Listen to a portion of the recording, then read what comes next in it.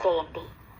శనివారం నాడు తెల్లవారక ముందు తలంటు పోసుకుని నల్ల చీర నల్ల రవిక ధరించి శంకు చక్రములతో కూడిన 7 కొండల స్వామి తిరునామమునకు మట్టి ప్రమదలో 7 రంగులతో కూడిన వత్తిని వెలిగించి శశాస్త్రీయంగా స్వామిని పూజించి కమ్మని నువ్వుల చిమ్మిలి నైవేద్యం పెట్టి నీరాజనముతో వ్రతమును పూర్తి చేయాలి.